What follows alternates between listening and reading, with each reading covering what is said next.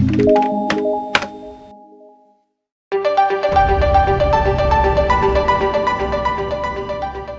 Neil, do you remember that story we covered a while ago, not too long ago, about Nxivm, the sex cult? That yes. The actress from Smallville, she was taken away because she was part of this thing. Do you remember that? And she pleaded guilty, didn't she? Yes, she did. Yes, that's right. And now the leader, Keith Reniere, may be going to jail. It looks like the case hasn't finished according to what we're reading here, and he's pleaded not guilty. But that's strange how he could plead not guilty. Yeah. When someone else in the case has pleaded guilty and is he waiting to be sentenced. That they all the girls would have his initials seared into their skin forever. Yes, but it seems he's not being allowed out of jail on bail. That's what it seems like from this story.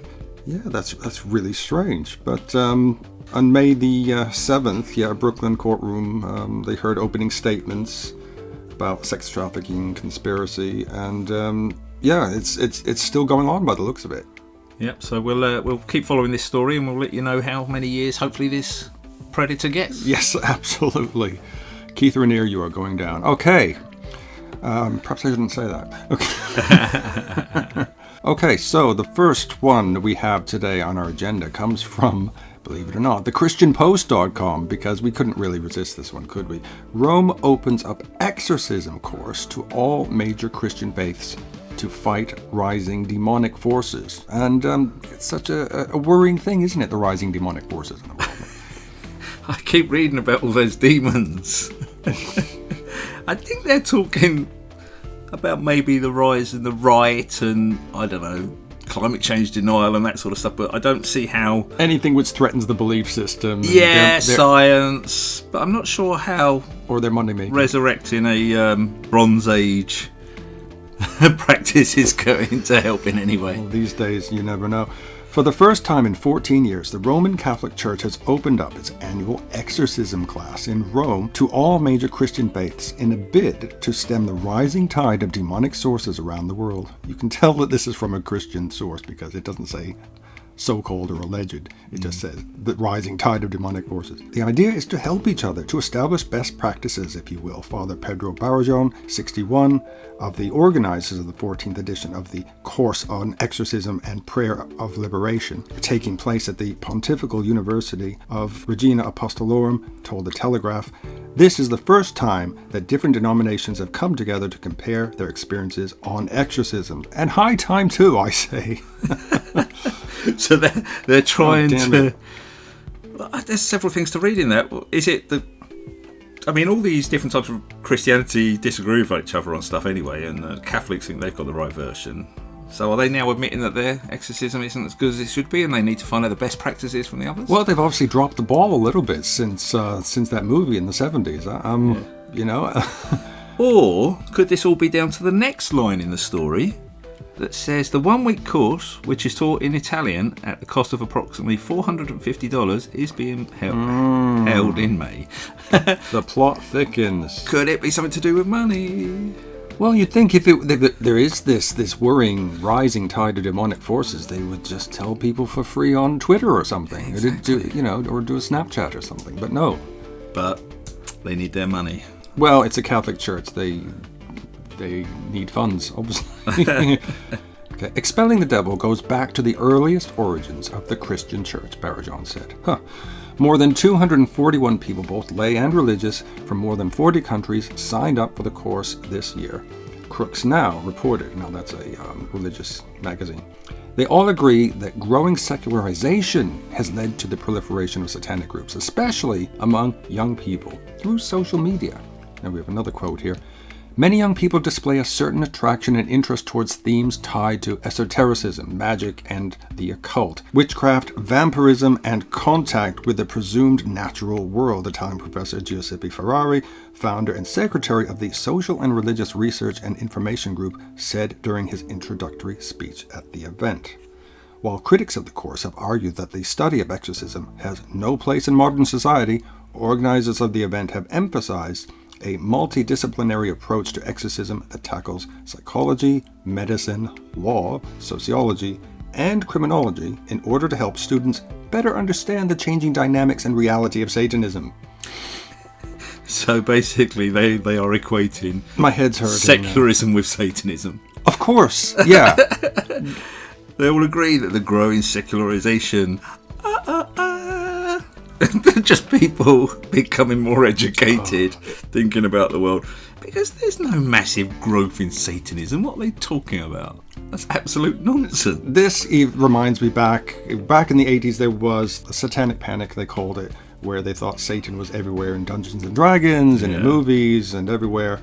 It's all in their heads, you know, and obviously it works for them in some way to promote their brand of religion. I guess it's normally just the older scared people wondering what kids are doing up in their bedroom, and somewhere in their head they come up with a story that they're practicing witchcraft. Halloween, blah, blah, blah. See, they can't point to a god or an angel or anything, you know, good that God is doing, but they can point to Dungeons and Dragons and horror movies and so forth and say, I see, Satan. If Satan exists, our God exists, so line the pews and give us money. And they still don't get the fact that we think the idea of Satan is just as stupid as the idea of their God. Yeah, and this idea that, you know, secularism is almost like a euphemism for, you know, evil. In the same way that they say that evolution is like the opposite of morality. You know, it's weird. Yeah, it is. It's very strange. But so they get to make a load of money by spreading their nonsense beliefs. Yeah. And there is a serious element to this story as well, by the way, because actually there are lots of stories about people getting physical and mental harm from people who are trying to do exorcisms on them, who believe in this nonsense. So there's going to be people going home from this conference committing harm to other people. As I've said to you before, I've got people in my family who believe that demons are constantly, you know, plotting against them. And it just messes you up. It really does. I mean, I was brought up to believe that. I mean, what a thing to teach people, you know, that there are invisible, totally evil beings who are just out to get you at all times. Yeah. I mean, it's awful. I mean, they have a lot to answer for, the Catholic Church, and not just the Catholic Church. Not at all. And that's why it's incredibly important that every single opportunity we ridicule this idea of exorcism and demons and Satanism. And all that. It's just ridiculous. And I know we're going to get comments and messages and emails saying, oh, you'll see one day. One day we'll see. Been waiting 2,100 years. And they almost sound eager for us to be, you know, poked with pitchforks and things. Yes. Anyway, speaking of the Catholic Church, this comes from theguardian.com. Woman arrested in Poland over posters of Virgin Mary with rainbow halo. Now, I think you brought this up. You brought this to my attention, didn't you? It's just a real weird one. A woman has been arrested on suspicion of offending religious sentiment after posters bearing an image of the Virgin Mary with her halo painted in the colors of the rainbow flag appeared in the city of Plock, I think you pronounce it, in central Poland. The Polish Interior Minister Joachim Brudziński announced on Twitter on Monday that a person had been arrested for carrying out a profanation of the Virgin Mary. The Black Madonna is a revered Byzantine icon that resides in the monastery Jasna, a UN World Heritage Site and Poland's holiest Catholic shrine. Offending religious feeling is a crime under the Polish Penal Code. If convicted, the woman could face a prison sentence of up to 2 years. Now let's have a look at this picture. So you've got the Virgin Mary, she's holding the baby Jesus, and there's sort of a rainbow color around her. It's nice. God created the rainbow. Nothing offensive about that at all, to me. But this is these sort of blasphemy laws or offending religious feelings laws.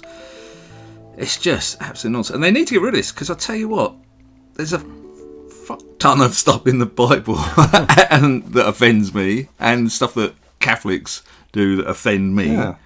But they're saying it's an LGBT thing, isn't it? That's what it comes down to, isn't it? Well, why couldn't it be just colors that God created? And why couldn't it be? They're reading into it. God created the rainbow. And he created gay people. So what's the problem?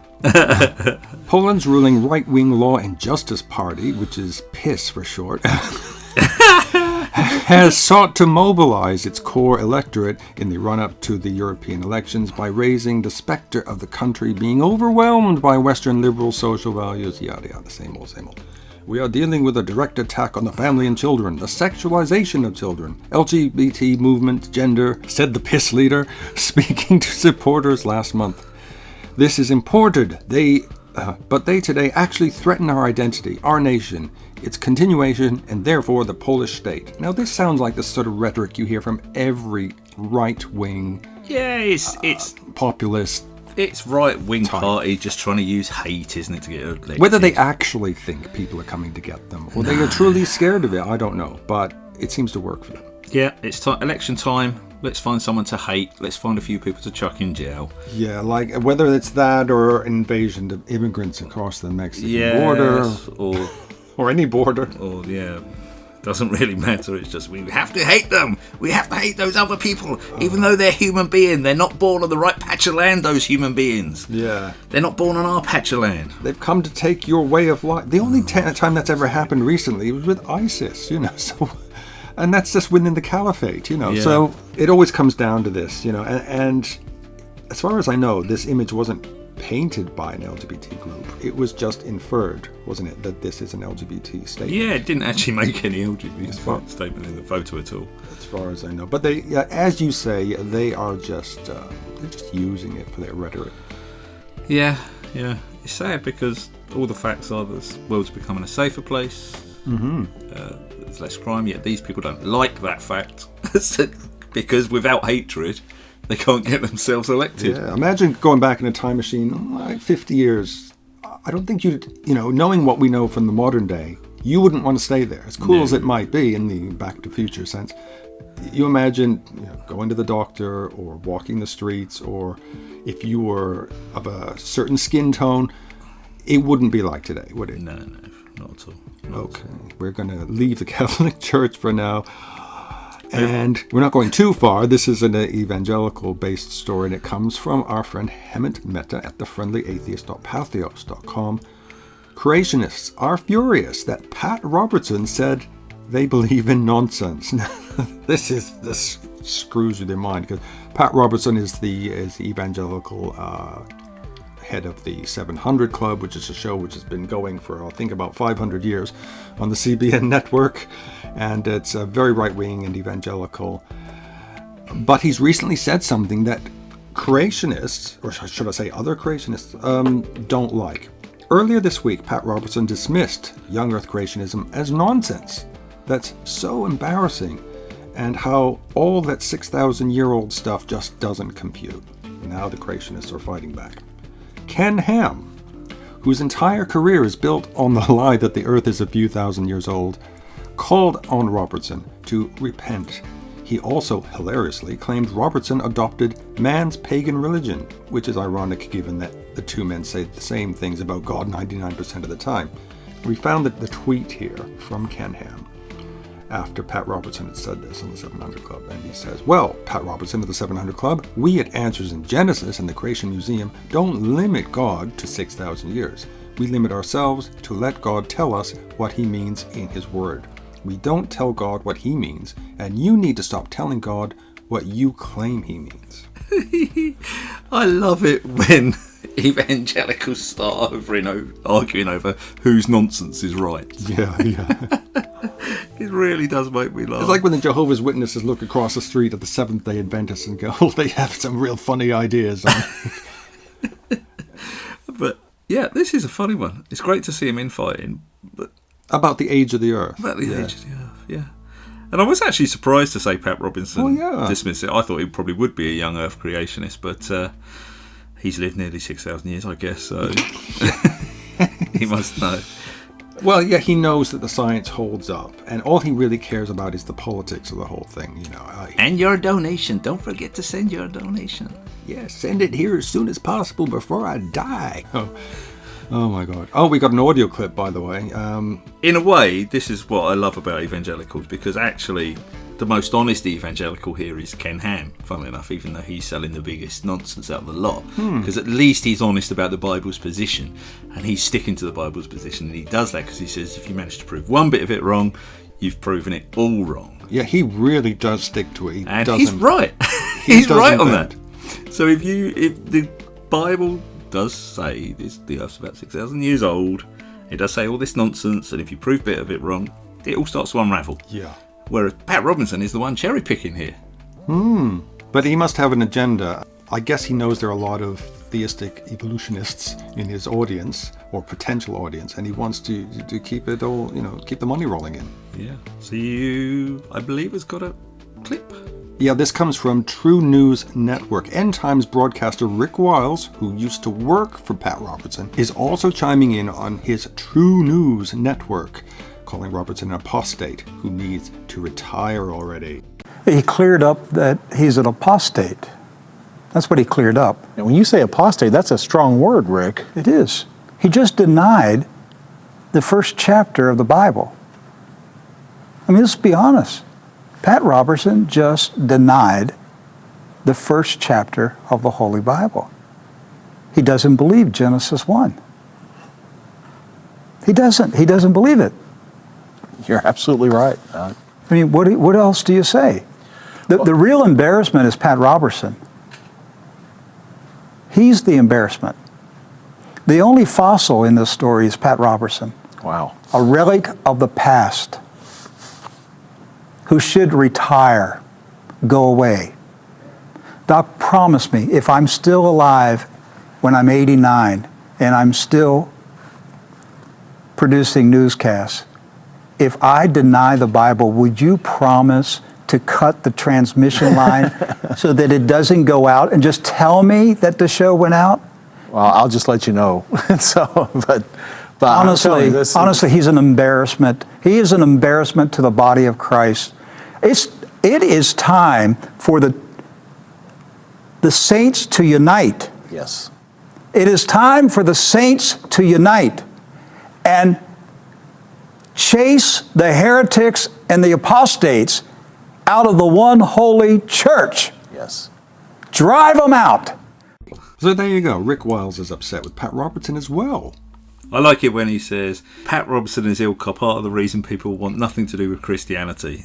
He's right. Pat Robertson is part of the reason people want nothing to do with Christianity. And people like Ken Ham are part of the reason. They're just jealous of his influence and power and the size of CBN, that's all. They must be jealous that Ken Ham can afford to lose so much money on the Ark and still be famous. Yes, absolutely. And Answers in Genesis, where are you? We've been checking out your Instagram account, and turns out our very own Mark here, Evolution Soup, has many more followers than you. That was nice to know that I have more Instagram followers than Answers in Genesis. Still got a little way to go to catch up with the Ark Encounter. Yeah, the Ark Encounter at Instagram is very popular. I think it's got like 50,000. So if you want to help me, folks, support Evolution Soup. Well, they post pictures of fuzzy animals and everything, not just what's on the Ark. So it's very popular. I'm really pleased about that. Other than that, well, okay, Neil, I think we've tortured ourselves enough now. I think we need to pamper ourselves by going across the road to one of the fine restaurants in our town and just having something nice for a late breakfast, don't you think? Yes, that'll be nice. Thank you very much. Before the end of the world, and I'm sure that is coming. We haven't done one of those this week, but there's bound to be one next week, which we can report on.